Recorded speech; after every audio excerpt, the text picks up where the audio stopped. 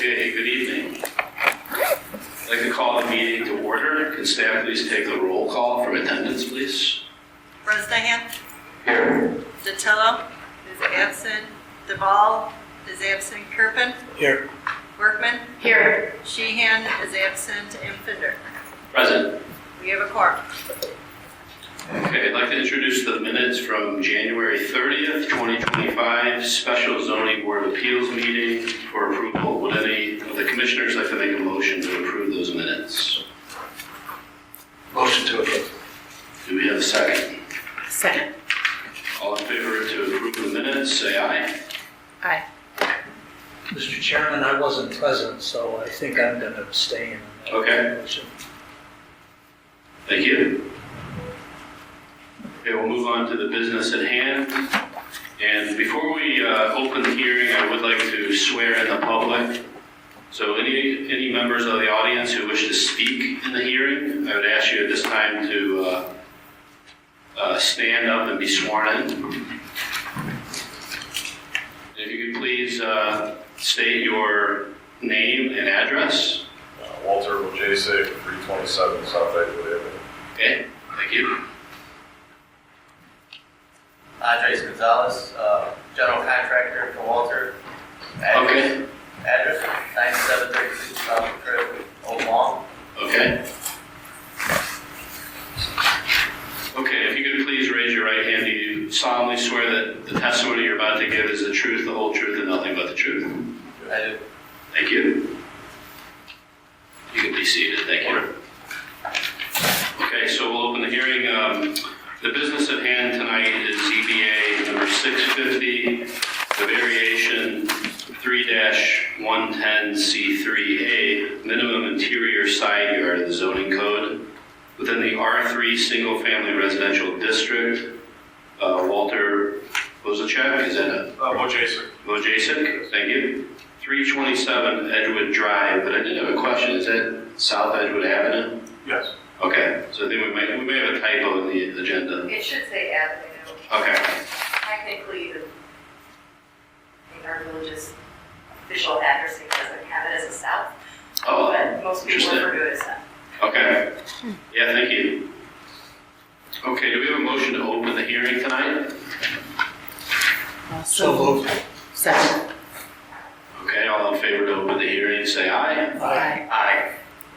Okay, thank you. At this time, can staff please provide the staff presentation? Yes, I will. I would like to give a little bit of background on this one because it's not your typical variation application.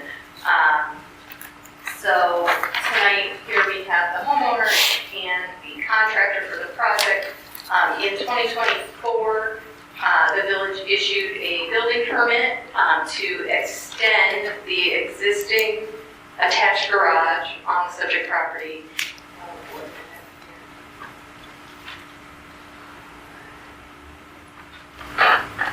Sorry. Let's try this again. Okay, now it'll show up. So this is not full screen, but at least you can see the photos as I bring them up. So here's the home after the construction. But as you can see, there's a one-car attached garage. There was also a one-car attached garage previously existing on the property. And the applicant applied for and received a permit to extend that existing one-car attached garage east and west, 19 feet in one direction, 13 feet in the other. The existing home and the exterior wall of the home on the north side where the attached garage is was non-conforming with regard to the minimum required interior side yard. The non-conformities chapter of the zoning code allows the horizontal or vertical extension of an existing exterior wall of a single-family home. So under that provision, the permit was granted. During construction, the wall came down, and I'll let the applicant speak to that. The contractor can speak to that. He submitted a letter in the application materials. So under the code, it no longer was afforded those rights of automatically being able to extend horizontally as a non-conforming structure. because the wall's removal or destruction was part of their initiated activity under the permit, not just independent, like a tree fell on the house kind of thing, right?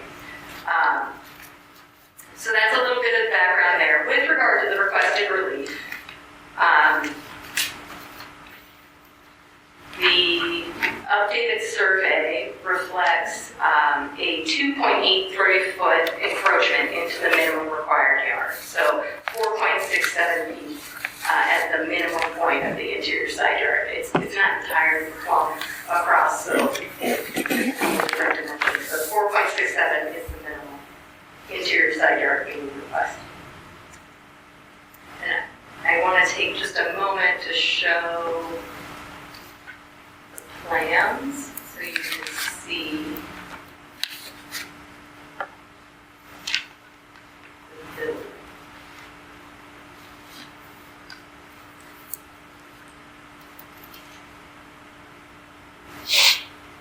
So these are some photos during construction.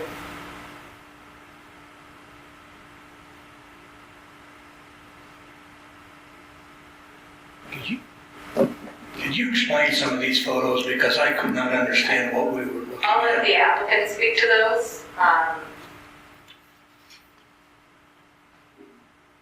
But this shows the spot survey that was conducted during construction that reflects the 4.67 foot interior side yard.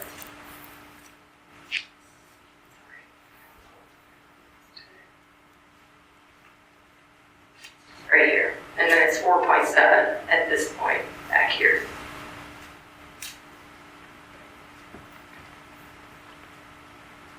This shows how the home was configured prior to construction.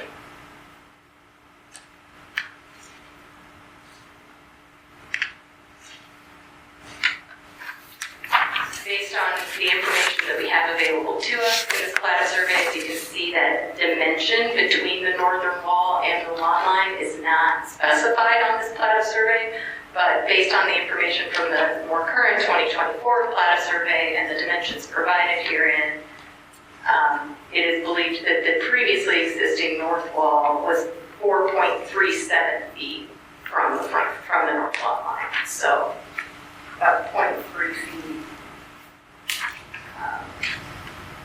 closer to the lot line than the wall as it currently exists. I'm happy to take any questions of staff, but I'm sure the applicant and his contractor can speak to their application. Jerry, did the permit that was approved include replacement of the non-conforming wall? It did not. The wall was shown as existing. So here you can see the existing on the plan. Right here it says align, existing one-car garage, new garage addition, new garage addition. You can see it here as well. The wall is shown as existing, and the new construction being in alignment with the existing wall, which is how the permit was issued. Otherwise, staff would not have had the discretion to approve the building permit in that non-conforming location. Charity, do you know if when that wall, the existing wall came down, and maybe this is for the applicant later, but I think it's best for the applicant to speak to that because it wasn't, staff wasn't present, so we can't. Sure. Okay. Well, can you also go back to that original survey? Sure, you bet. I just want to clarify, I think I heard what, did you say that there is no offset dimension to that northern property line on the survey? Right, correct. It's kind of incredible to me. There, I see a dimension off the main house, but Right, it's on the main house, there's not one. you can derive it from the, I guess, the dimension of the front of the garage. Well, so this is where we ran into some issues and how this public hearing ended up being continued, is when we were trying to do just that, there were errors in this 2022 survey. So we had to get clarification from the surveyor as to what were the correct dimensions. The correct dimensions are from the 2024 survey. So what we did to estimate or try to understand where the garage wall previously existed was use all of the dimensions from the 2024 survey with the sole exception of this 13.12 feet that is the garage wall. Okay, thank you. Any other questions for Charity? Yeah, one, Charity. On the staff report, page 2, the fourth paragraph, the last sentence, or actually the second to last sentence, it indicates that there was a submission of the spot survey on August 30th. Apparently the village confirmed that the exterior wall proposed to remain had been removed because there was no longer the existing wall. The allowances for the extensions were no longer applicable. Therefore, following the rejection of the spot survey and notice of rejection, after that time, this construction was completed, and it is now completed as a 3-car tandem, and it was completed without inspection or approval by the village. Is that correct? That's correct.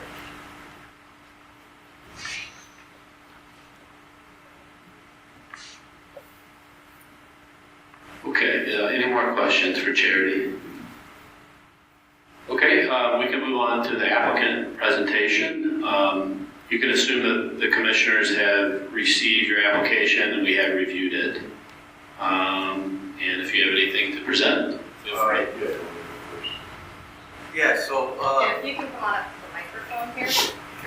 That way it Good evening. To answer the earlier question as to when the conforming wall came down, that was just prior to the concrete footing foundations being poured. As you guys all know, we experienced some heavy storms, windstorms, hailstorms, as of I want to say it was the end of March 24. We made every attempt to secure the wall by bracing diagonal brace, 2x4 bracing north and south, using concrete screws. But with the severe storm, we came in and the wall was down. Conversation was then had with, at that time, Mike DeLillo. He was manager of the zoning department, or building department, however you guys classify it here. He said that as long as we did not encroach on the 5-foot mark, as he had previously emailed us in regards to that prior to permit approval, that we would be okay. He used the term grandfathered in, as the existing wall was actually closer to the neighbor's lot line than our new wall was going to be built. And it ended up being still further away from the lot line. Can I ask a question about that? Yes. So what is the foundation of the old or existing garage? Is it a slab on grade? Is No. that a foundation? It is a 42-inch deep. Okay. Yes. So when the wood frame wall came down, there is a 42-inch foundation still there? Correct. And then at that time, to prepare for the extension east and west, we had to have form concrete inspection, pre-pour concrete inspection. And at that time, we brought it up to Justin, and he said that, that our footings look good, and we were able to go ahead, and he questioned the wall, and we told him what happened to it, and he didn't seem too concerned about that. Who is Justin? Justin is, he's actually now, I think you're acting manager of the building department. He was an inspector for the third-party company that you guys hired You to mean perform Jason? inspection. No, Jason, Don sorry. Morris. Jason, it's been quite some time, sorry. Who is Jason? Jason Noe is a third-party inspector that we use from Don Morris Architects. He's a village contractor. He's a village contractor. Thank you. apologize, misspoke. And another, was there something else? Yeah, there's a few, I mean, I have some new stuff, I don't know if it's quite in there, if I can pass these out, just. Yeah. When was the construction completed? The construction was completed, I want to say May 2024. At that time, we were told that we wouldn't be able to have framing inspection until there was a survey done. And there was communication of that back and forth with people in the office that I was not aware that we could not frame the garage until there was a survey done. And then, at that time, the walls were up, and we decided to, finish securing it so that we wouldn't have a shell in the in the neighborhood of the the addition. I want to say the last thing that was put on was the gutters, which would have been sometime in August. And in regards to what Commissioner Paul Kirkman said about the something put in with the survey of the village in August, the construction being completed at that time, the construction was completed in May 2024, not in August. I don't know where the miscommunication was. So the full 3 tandem garage construction was completed in May 24. Correct. Did you have something you want to pass out? Yeah, if it's okay, there's Sure. just, I didn't know if it was in Yeah. there or not. There's just a letter from the surveyor saying to use the new survey. That was in your packet. It could be in the packet, there's Sure. also, If it's in the packet, it's well, there might be some, there was also approval of pouring, and then approval of pouring the slab and approval of pouring the foundation in here. From the website of that, I don't know if they get in your packet as well.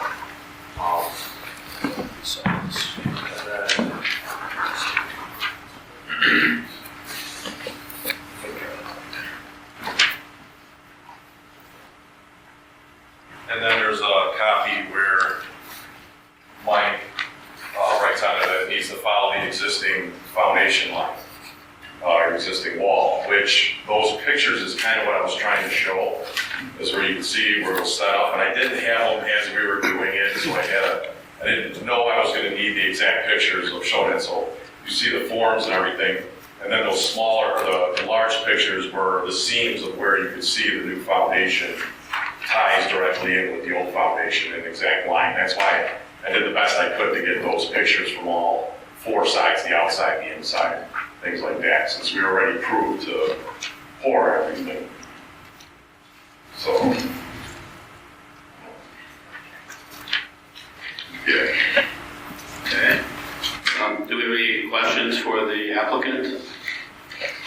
Can you tell us more about how the wall came down, and can you explain the pictures of the deteriorated wall? I have Andy speak more to that, but this is post, obviously, the wall coming down, or right in that same time frame of when it happened. These were just little pictures I happened to have to show that the forms were extending the foundation.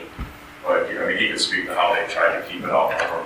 And your Jason, was it Justin? Jason even mentioned when I was on the phone, he remembered it being there, and then he's like, oh, but all of a sudden it wasn't, so obviously with the storm and everything, but he didn't touch that. It wasn't all the time made, all possible time made to keep that wall going and everything, and that, at the nature there. But. Hello. So, I'm sorry, can you repeat your question? I was hoping that you could go back to the photos that Charity had in the original presentation that showed the rotted or deteriorated areas, or actually we couldn't really tell what that was. And if you could explain what happened to the wall and how it came down. So, the reason for Walter wanting to do some work onto his property is that he noticed that there was a lot of rotting done on the exterior and interior of his single car garage prior to any work being done. And those are, nothing is of the old. that looks, is that the old? That's all new, yeah. That's all That's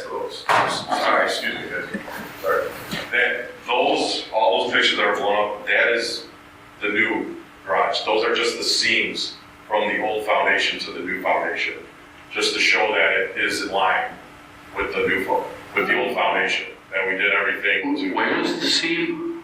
So there's going to be 4 seams, right? Oh, okay. 2 on the outside, 2 on the inside, because we're extending back and extending Oh, forward. right. So that was kind of just the best pictures I can get without digging down. I could dig down 5 feet, or 4 feet, but shows you that that's the seam there. The other pictures are the other seams, a little closer I a see. little bit. And you can see how the different concrete, it's clearly the old and the new. That's the siding for the new one. So just to show that we absolutely followed everything. Also, one thing of note to mention, I think in there I have the new, I don't know if you got it with the packet, the new survey with that distance between the lot line and the garage. And the distance difference there you're talking is because you're measuring from a concrete foundation in the new one, whereas the original survey is going to the garage wall, which was sitting back on that old foundation, the original foundation. So it'll make that 3/4 of an inch or so discrepancy in that number from the original survey. They didn't have it to the foundation wall. That was all debris and covered over and everything when I was purchasing the property. It was in rather bad shape. I wish I had pictures of originally when we purchased the place, but I kind of just got it and went to, started going with, groundskeeping and maintenance and stuff like that. It was in rather unkept shape. Sorry, the whole property, outside. You presented us here with evidence of this pre-pour slab approval. And the information we have from the staff is consistent with that. The pre-pour approval was issued on April 29th, but the next step in the permitting process is a spot survey prior to next steps in construction. I'd like to understand why, when you failed the spot survey and there was a notice of rejection issued, that you continued with construction.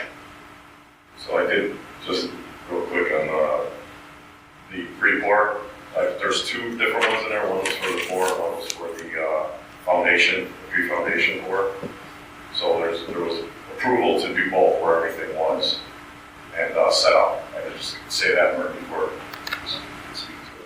Okay, so the rejection of the spot survey didn't come in until months after we finished construction. We weren't made aware that a spot survey had to be done prior to framing. Had I had known that, then we would have followed the steps. Can I ask a question? Isn't that a standard part of the permitting process, though? It is the standard part of the permitting process. I was actually going to pull up our permit for 327 South Edgewood, just so you can see That would be helpful. the required inspections that are listed in every permit when it's issued and the order in which they have to be completed. So the applicant would have been given a written copy of those requirements. Well, it's not so much written anymore as in a portal, but it is spelled out in detail at the time of permit issuance. And so when we started this whole project, there was a lot of, I don't know how you would say that, or we were getting a lot of misinformation, and then we had to go back and have more information and such. Like when we started the garage inside, we were approved for just a slab, and then that got changed at the last second. Right? What do you mean it was changed? How was it changed? Jason. Yeah, Jason. Came out to do the pre-pour inspection on the slab when there was no foundation required.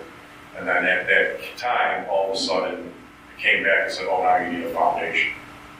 And it was the last thing, like, okay, well, we were approved to not have a foundation, but we'll go ahead and put that in. That's what you want to do. We're trying to do what we're supposed to do here. Then we went through, formed out the foundation, put it in, he submitted what we needed for that. And then again, with the part on there with Mike saying, yes, just follow the foundation wall, do what we need to do. We follow all of that, but it's just been, again, with a lot of the turnover, we're just getting misinformation, there's left out information what we needed to do for a permitting process and everything. We started this, before we even started the construction, it was like 2 years ago at this point, like just trying to get approval for everything we'd send in, and then all of a sudden, oh no, I need this, oh no, I need this, which is fine, we're trying to do everything we're supposed to, it's just very difficult on our side, we're trying to do everything we're supposed to do along the ways with this, just trying to improve the house neighborhood and everything like that, and it's, as far as what he's saying with continuing on with that, I don't know about the whole steps of that aspect of it, but I just see that we try to do every single thing he has to do on top of, Were both of you aware of the village portal, which presumably listed all the requirements, inspections, everything that you needed to do to get a permit and complete this garage? I was required to, or our company was required to set up an account through your portal to continue having communication with either Jason or his superiors. At the time when we started this process, Grange was in transition with submitting either via email or dropping off permits or permit applications or dropping off prints, so that it wasn't immediately clear on what the portal use was for. I've worked in other villages and they use BCBS, I believe it's called, program. And to be honest, quite frank and embarrassing, my wife actually handles most of the paperwork and permitting requirements or insurance requirements. So when there was several communication with Jason and his superior, I want to say back in April of 24, that's when I became a little bit more hands-on on the process. And we started to, see that there was difficulty moving to the next step. And that was when Jason told us that we needed to have a proper 42-inch footing foundation instead of a slab or slab. Sorry. Can I ask a question about that? So you, in theory, submitted drawings, no, for this permit? Did it include a full foundation or a slab? Slab. And that was approved? Yes. Is it? How is that? There was some sort of an issue with the foundation, that a foundation wall was required, but was not required, not caught at the time of plan review. So at the time that our contractor went out on April 11th, 2024, the foundation inspection failed. He noted that a 42-inch below grade foundation was required, and the architect of record was required to provide a letter and or revised plans about that foundation being installed. So that was an error on staff's part at the time of plan review. Okay. And then the details on the foundation and garage slab pre-pour, those dates are all in the letter that we have from Doug Morris Architects. Those align with what the applicant is saying.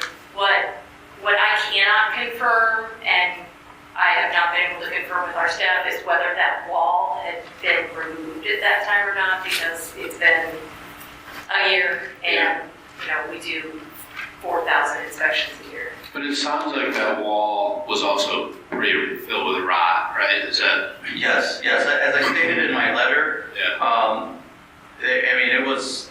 I have some old pictures of my initial visit 2 years ago when I looked at the property, take pictures. Walter's initial plan was to knock down the one-car garage just because it was salvageable, and he wanted to build a two-car, possibly a three-car garage in the rear of the property.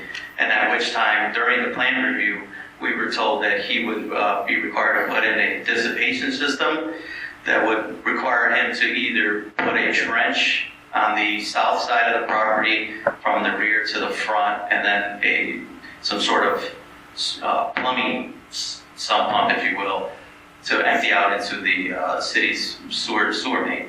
And that just exaggerated the price tag, and he was not prepared to spend that kind of money just for a garage.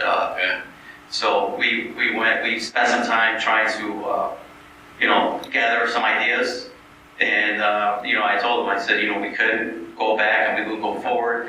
And we had discussions with Mike DeLillo at that time to make sure that what were the requirements to do so without having to add a dissipation system. And he stressed that we couldn't go more than 250 square feet, either back or forward. Oh, that was the trigger? Yeah.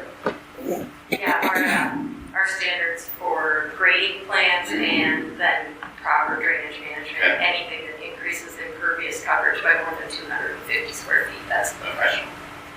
One other clarification regarding process, however, though, even if a spot survey is not standard practice in every community, rough inspections prior to finals are, and those also were never requested by the contractors. So the village made some errors on plan review, but we also don't have any rough frame inspections either. The plan review, though, was that also through Don Morris? That was done by Mike DeLillo, in-house. I'd like to interject, please. What started this whole process with requiring the spot survey to get done with Horizon Survey was because I was calling in, or I attempted to make an appointment for a rough-in inspection, and the portal was not allowing us to set up a rough-in inspection. And when I called the office, they said, you can't do it because you haven't had the spot survey. The system will not let you do a rough-in inspection without a spot survey. And that's when we contacted the surveyor and said we need to have the spot survey done of the structure up so that we can move on to rough-in inspection. When they said when they said it's completed construction it's open. It's not like drywall and insulated or anything like that. So they said a rough-in inspection, it's all still there rough-in. It's not like a completed living space or something like that. It's all open. So it's It was just rough frame, right? Yeah. It's not like an interior house or something like that where you have that. So it's not skipping the rough-in and finishing stuff over it or nothing like that. Just a matter of that whole spot thing being Cherry, the system here shows the date of rejection of the spot survey. Correct. What is the date of submission of the spot survey?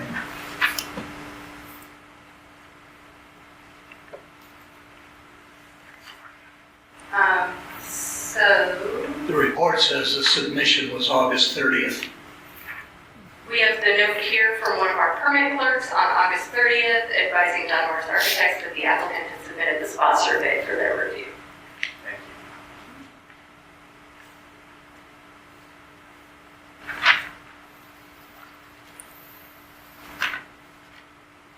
I'd just like to say one reason we did start the project is as soon as I just moved here, this will be my third year here, I believe. Moved to the area. The condition of the garage, like we talked about, it wasn't bad. I do have a child. I didn't want, that definitely didn't want playing in there or being in there or a garden or something like that. So it's why we kind of moved quickly on getting the permits and things like that to, make sure that it was safe. Okay. Any other questions for the applicant?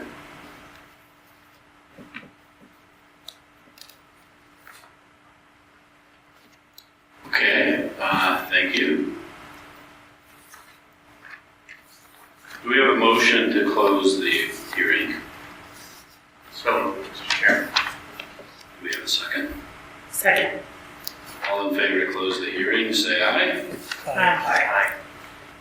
Okay, thank you. You can sit down if you like.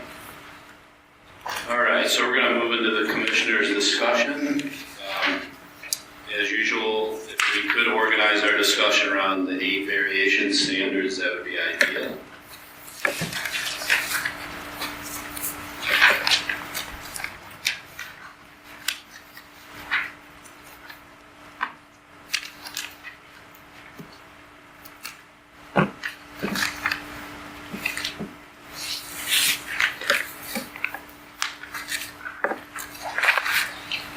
Mr. Chairman, are we going to discuss that new document we got today from the neighbor? I think we probably should. I didn't actually print it. Does anyone have There it? should be a copy of it. Yeah. Okay. I think the gist of it is that they're concerned about water drainage ending up on their lot. And I think that's a very fair concern. Particularly if what they say here is true, that there's a downspout that's directing water directly at their property line. I did drive by, I did not see that, but I wasn't looking that closely, and it could have been out of my line of sight. So that we have a full record, I think it's worth noting that the board has received an email from the neighbor at 2325 South Edgewood, which points out two concerns regarding the application. One, lack of a grading plan to mitigate water drainage, as has been referred, and also an impact on home property value based on a reduction of interior unit.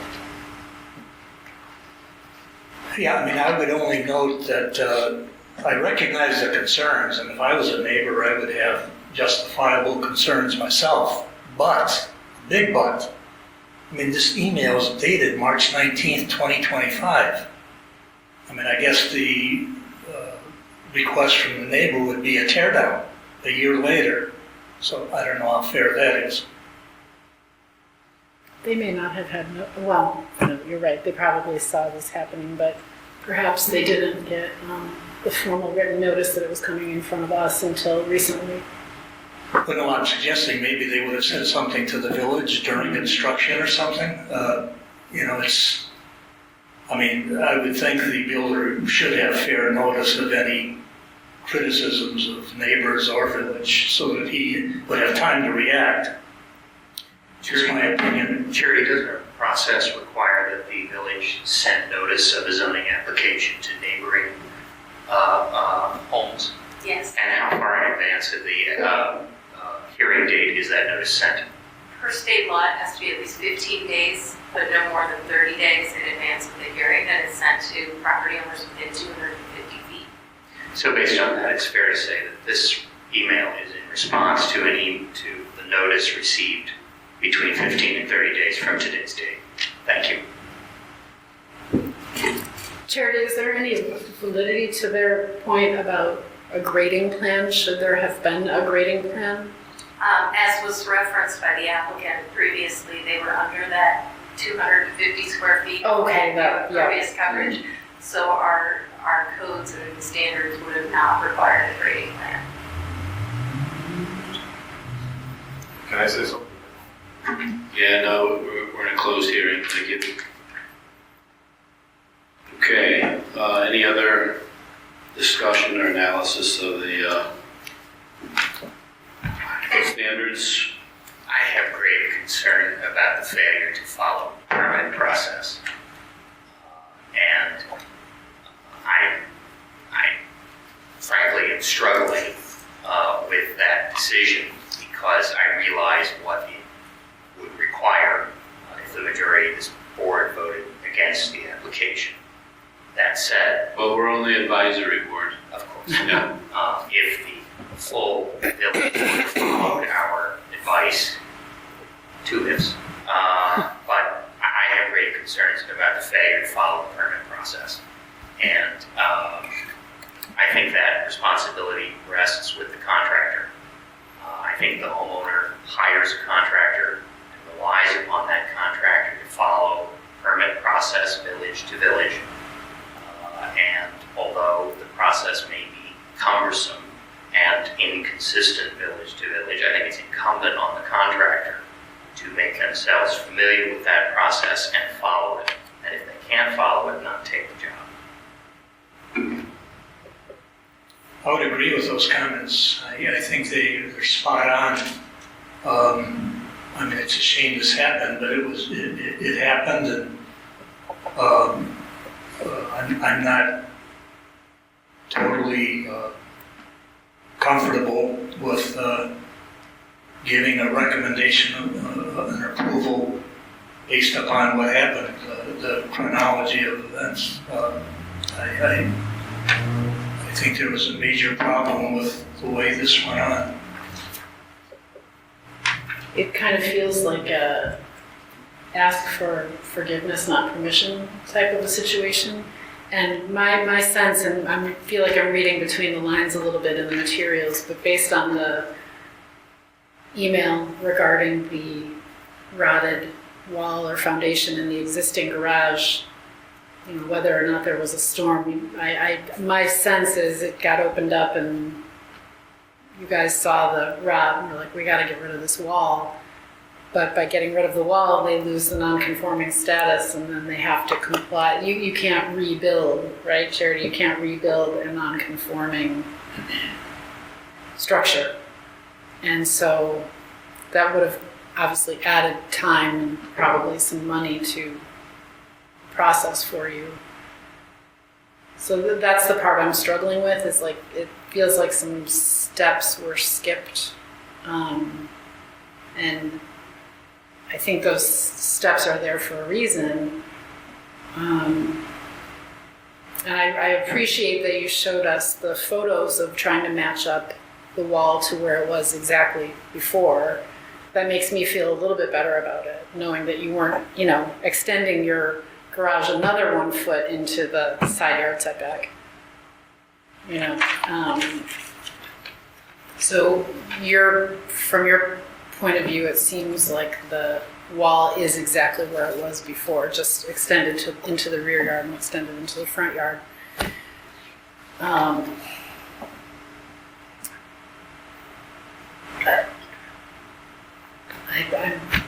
don't really have anything else. I had one comment. So the one thing I'm struggling with, you know, setting all the permit, you know, shenanigans aside, whatever happened. If we're just looking at whether something is able to be grandfathered or not, I mean, that's what I'm sort of focusing on right now. It seems a little bit interesting that the foundation and all of the story never moved, okay? And whether or not there's a rotten wood frame wall on top of it or not, does that really change what the intent of that was? Like, if you had something there of substance, a 50-year-old foundation or whatever it is that a wood wall sat on, if the wood wall falls over, it's still the structure of what used to be there. That's what I'm struggling with. So I just find it a little bit like a technicality, right? Like, we're going to throw the whole thing out because of the old wood wall fell down. But yeah, we have this 42-inch of subterranean construction, which is actually more substantial than the wood wall that fell down. So that's what I'm kind of struggling with. Well, let me point out something that I found under our code. It's 12-104D. It's on, there's no page number on this. But that section is entitled Damage or Destruction.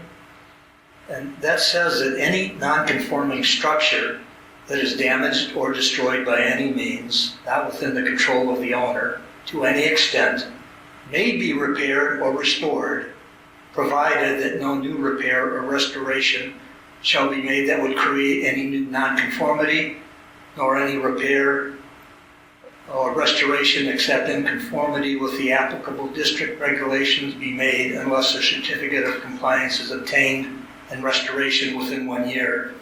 So the way I'm reading that is, even though this thing fell down, he would be able to replace it.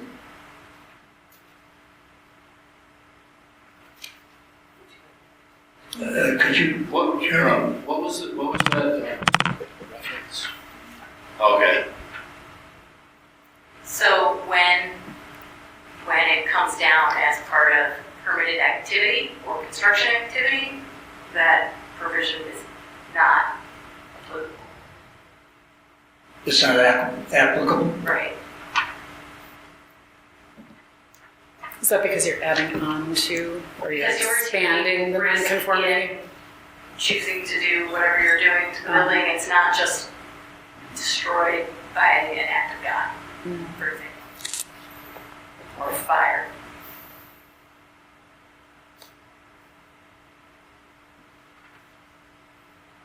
Charity, what do you think, what would the resolution have been had the wall came down in March, and then we had the inspector, Jason, go out there in April with the wall down, approve the pre-pour. If at that point he had noticed that the wall was down and that brought it to our attention, or had the contractor notify the village that the wall was down, what would the village's stance have been at that point? Well, I think we may have been able to determine if there was actually a storm the week prior that may have resulted in the wall coming down. I don't want to speculate exactly on what we would have done, but we often are faced with situations where applicants are taking advantage of the opportunities afforded to them under the zoning code through the non-conformity provision.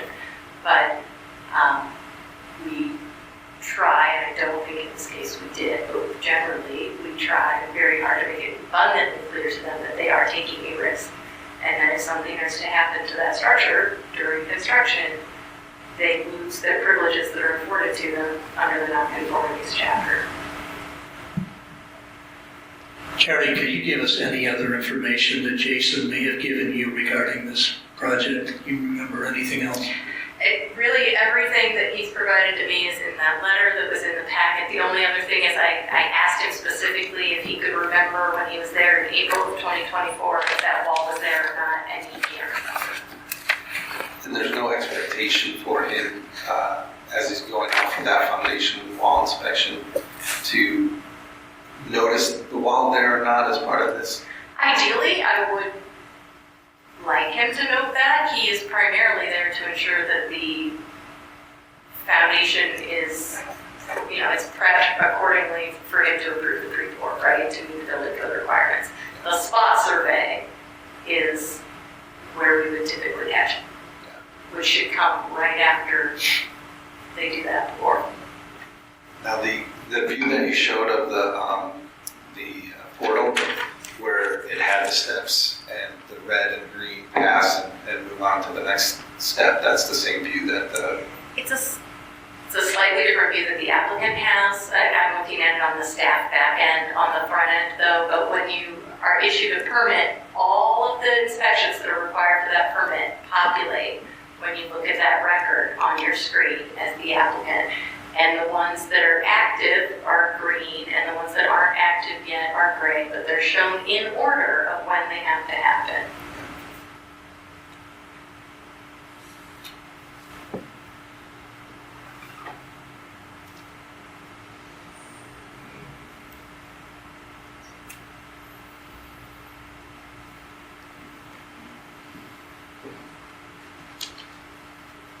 Okay, any other discussion? I think we should touch at least on some of the standards. So the one that I would point out is the standard regarding whether or not it was self-created. And I think it's pretty obvious that this was kind of self-created. Yeah, unless we tether it to the weather event, right? Like the whole project is self-created, but was the event that caused the non-conformance self-created if it was some type of weather-driven issue? What we don't know is what steps were really taken to keep that wall up. I mean, that's really vague and ambiguous. When I read that, I was suspicious. So you don't know, and we don't know, but I mean, really, I would imagine that something could have been done to keep that wall upright, but we'll never know. Yeah. Good point. Well, I think the challenge is that whether the wall could have been saved or not, once the wall comes down, I think there's an expectation that being the main point of the approval for this, that the village has to be notified before you finish the project.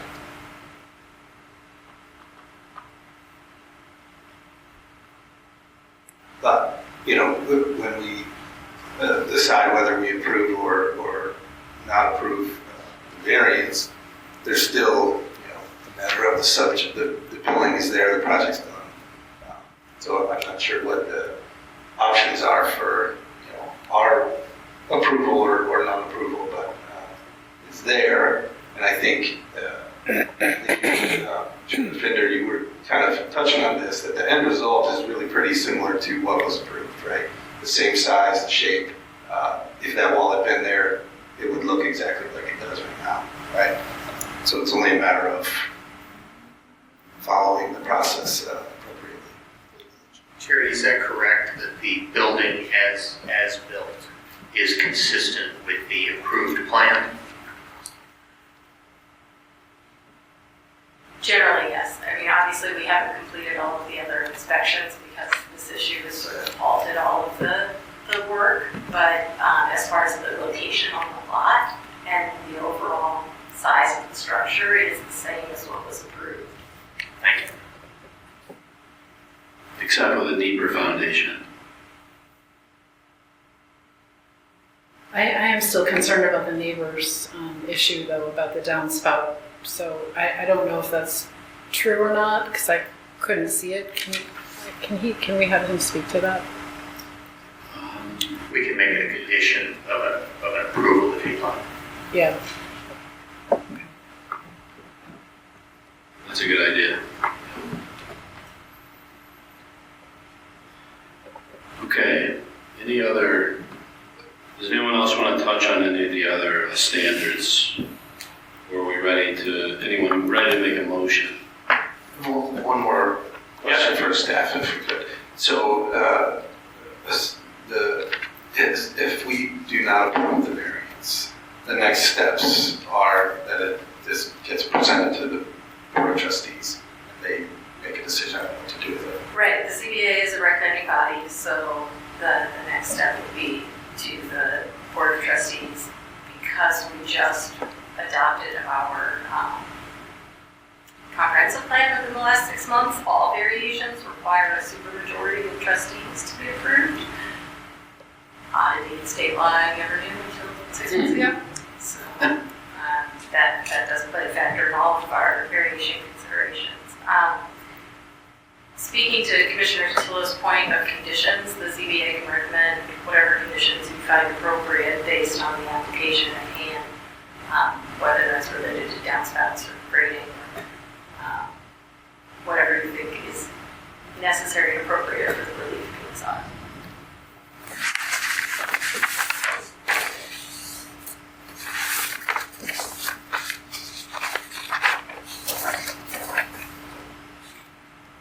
Okay, so our choices are deny, approve, or approve with a condition or two. Right? We don't have the option of approve a lesser variation that's already built. So, would anyone like to make a motion in any direction? Or we can continue to craft any conditions we're thinking about. I'm not quite ready to make a motion, although I'm hard pressed to ask them to tear it down. And I would point out that we get overruled by the village board a lot. We vote one way and then they choose to either take our recommendation or not. We've been overruled a lot lately. So. What strikes me is that if we were to not approve this and it goes to the board now has time to react to many things, including investigate this neighbor's complaint, have questions of the contractor and the applicant, and do whatever other investigation they may need to make an equitable determination as to what should happen here. So I don't feel that right now I can vote to approve because there's too many unanswered questions. And I think the board would be better able to get all the questions resolved and make an equitable decision.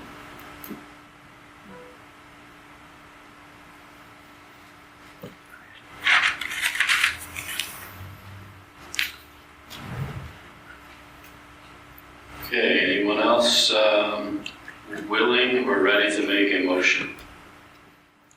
I'll move to deny the request for variance.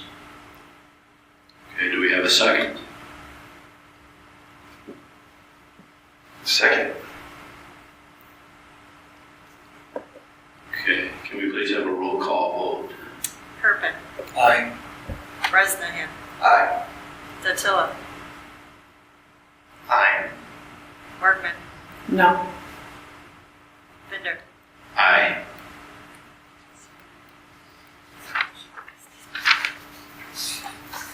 Okay, so as stated, the ZBA is a recommending body, so their recommendation is send this to the village board.